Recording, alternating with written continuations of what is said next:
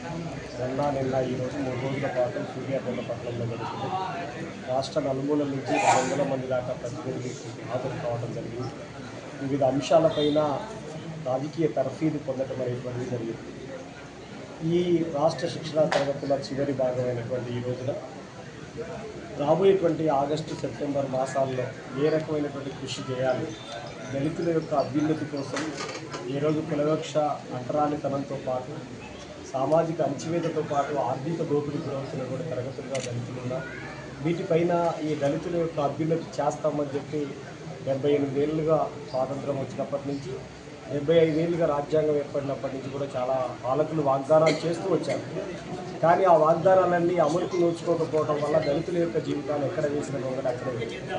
ఈరోజు కొత్తగా కేంద్రంలో బీజేపీ అధికారంలోకి వచ్చిన తర్వాత ఈ 11 ఏళ్ల కాలంలో వాళ్ళు చెప్పింది ఏమిటంటే ఈరోజు కూడా ఆర్ఎస్ఎస్ ఎజెండాను బీజేపీ అమలు చేస్తుంది. ఆర్ఎస్ఎస్ ఎజెండాలో అంతర్భాగంగానే ఇటీవల ఆర్ఎస్ఎస్ జాతీయ కార్యదర్శిగా ఉన్నటువంటి దత్తాత్రేయ హొసబలే ఆయన ఏం చెప్పాడంటే రాజ్యాంగంలో సెక్యులర్ సోషలిజం పదాలు అనేటువంటివి ఉండటానికి వీల్లేదు. అది రాజ్యాంగ తొలి ప్రతి స్టార్ట్ అయినటువంటి రోజులలో అవి లేవు కాబట్టి వాటిని తొలగించాలనేటువంటి చర్చలు ఆయన ప్రారంభించారు. కానీ వాస్తవాలు ఏమిటంటే 1976లో ఎస్ఆర్ బొంబాయి కేసు ఎమర్జెన్సీ తర్వాత వచ్చినటువంటి ఆ కేసులో సుప్రీంకోర్టు చాలా స్పష్టమైనటువంటి తీర్పునిచ్చింది.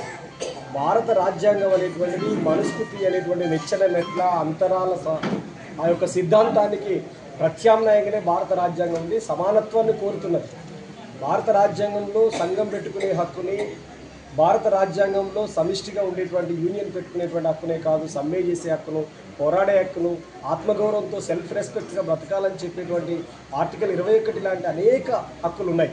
అట్లాగే సెక్యులరిజానికి సంబంధించినటువంటి అనేక హక్కులు ఉన్నాయి. భారత రాజ్యాంగంలో ఆర్టికల్ 25 చాలా స్పష్టంగా మతం అనేది వ్యక్తిగత విశ్వాసం, దాన్ని రాజకీయాల్లోకి తేకూడదు, అడ్మినిస్ట్రేషన్లోకి తేకూడదు అని చెప్పిన తర్వాత కూడా ఈరోజు రాజ్యాంగానికి సెక్యులరిజం సోషలిజం పనికిరాదనేటువంటి పద్ధతులలో ఆర్ఎస్ఎస్ అధినేత మాట్లాడేటువంటి విషయాల్ని మనం చూసాం. అందుకనే ఇవి రాజ్యాంగ విరుద్ధమైనటువంటి అంశాలు. కేవలం హొసబలే మాటలే కాదు, ఎందుకంటే రాజ్యాంగం ఏర్పడిన తొలినాళ్ళలోనే ఈ రాజ్యాంగం ఈ దేశానికి అంబేద్కర్ అంటరానోడు రాశాడు కాబట్టి ఈ దేశానికి రాజ్యాంగం పనికిరాదని ప్రకటించినటువంటి ఆర్ఎస్ఎస్ యొక్క సిద్ధాంత భూమికలోకి వెళ్ళి ఆయన మాట్లాడినటువంటి పరిస్థితి ఉంది. అందుకని దాన్ని తీవ్రంగా ఖండిస్తున్నాం. రాజ్యాంగంలో సోషలిజం సెక్యులరిజం అనేటువంటిది రాజ్యాంగం యొక్క మూల స్తంభాలు లాంటిది తప్ప మరొకటి కాదని తెలియజేస్తున్నాను. అట్లాగే ముఖ్యంగా ఈరోజు ఎస్సీ/ఎస్టీ సప్లాన్ చట్టాన్ని నీరుగార్చడానికి బీజేపీ సర్కార్ కుట్ర చేస్తున్నది. ప్రభుత్వ రంగ సంస్థలన్నింటినీ ప్రైవేట్ పరం చేయడం ద్వారా ప్రైవేట్ రంగంలో రిజర్వేషన్లు లేవు కాబట్టి సామాజిక న్యాయం దక్కేటువంటి అవకాశమే లేకుండా పోయింది. అందుకని కేవీపీఎస్ డిమాండ్ ఏమిటి అంటే ప్రైవేట్ రంగంలో రిజర్వేషన్లు కల్పించండి. ఇవాళ 10% గవర్నమెంట్ సెక్టార్ ఉంటే 90% ప్రైవేట్ సెక్టార్ ఎగవాకింది. దాంట్లో రిజర్వేషన్ లేనప్పుడు అత్యధికులకు ఉన్నటువంటి అట్టడుగు వర్గాలకు రిజర్వేషన్ లేనప్పుడు వీళ్ళ అభ్యున్నతి ఎలా సాధ్యమవుతుంది అనేటువంటిది నేను కోరుతున్నాను. అందుకే ప్రభుత్వ రంగ పరిరక్షణ కోసం ఈ రాజ్యాంగాన్ని బీజేపీ మనువాద శక్తుల నుంచి కాపాడుకోవడానికి, ప్రభుత్వ రంగాన్ని నిలబెట్టడానికి, రిజర్వేషన్లు కాపాడుకోవడానికి, దళితులకి భూమి హక్కు, రిజర్వేషన్లు, ఇట్లాంటి ప్రైవేట్ రంగం రిజర్వేషన్ ఇట్లాంటి అంశాలపైన ఉద్యమాలు చేపట్టేందుకోసం ఈ క్లాసులు దోహదం చేస్తున్నారు. అంటే రేవంత్ రెడ్డి సర్కారుగా చాలా వాగ్దానాలు చేశారు. అందులో దళితులకి వాళ్ళు 10 లక్షలు ఇచ్చారు టీఆర్ఎస్ వాళ్ళు, మేము 12 లక్షలు ఇస్తాం. అంబేద్కర్ అభయాస్తం అని చెప్పారు, వాళ్ళు దళిత బంధు పెట్టారు, మేము అంబేద్కర్ అభయాస్తం. కానీ ఇప్పటి వరకు దాని మార్గదర్శకాలు లేవు. చేవెళ్లలో ఎస్సీ/ఎస్టీ డిక్లరేషన్ ప్రకటించారు రేవంత్ రెడ్డి గారు, ఒక్క పదం కూడా దాంట్లో ఇప్పటికీ అమలుకు నోచుకోవట్లేదు అనేటువంటిది మనం గుర్తుపెట్టుకోవాలి. అట్లాగే ఎస్సీ/ఎస్టీ సప్లాన్ చట్టాన్ని నీరుగార్చబడుతున్నది. ఈ రాష్ట్రంలో ఎస్సీ/ఎస్టీ కమిషన్ సక్రమంగా అమలుకు నోచుకునేటువంటి పరిస్థితి లేదు.